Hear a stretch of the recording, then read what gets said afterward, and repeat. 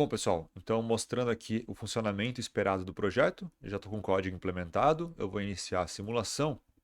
Deixa eu diminuir aqui o terminal. É, Então a gente iniciou aqui o sistema começa com o tempo cravado em zero, que seria o tempo inicial, certo? Nenhum tempo foi definido ainda aqui pelo usuário.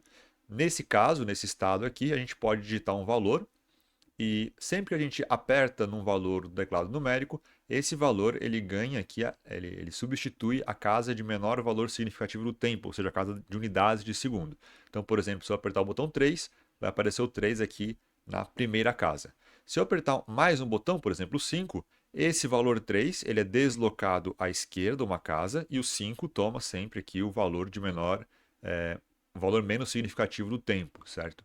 Então, o último dígito apertado, a última tecla pressionada, ela assume aqui o valor mais à direita e as outras teclas elas vão andando em direção à esquerda. Se eu colocar, por exemplo, 00, a gente fica com 3500.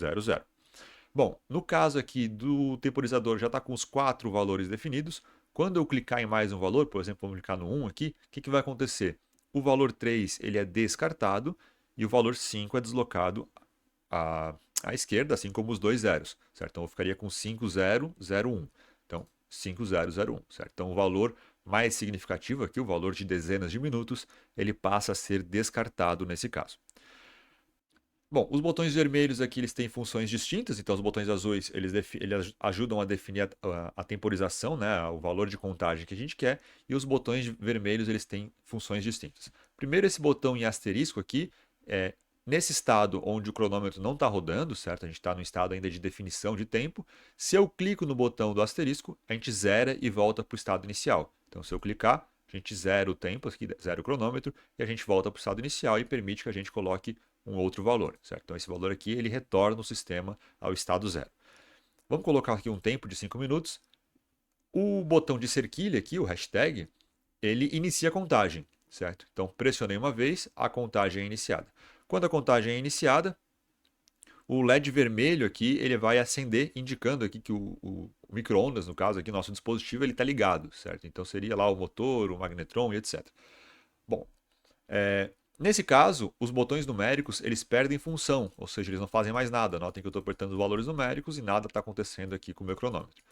Esse botão, o próprio botão de Start, aqui ele também perde função, certo, pessoal? Então ele também não vai ter mais função.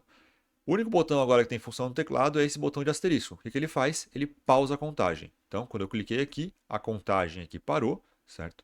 E o LED vermelho apagou, indicando que o dispositivo foi desligado.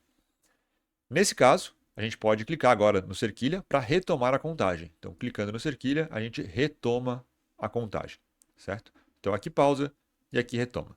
Notem que quando o meu dispositivo estiver pausado, se estiver no estado de contagem interrompida, os valores numéricos ainda assim não têm função, certo?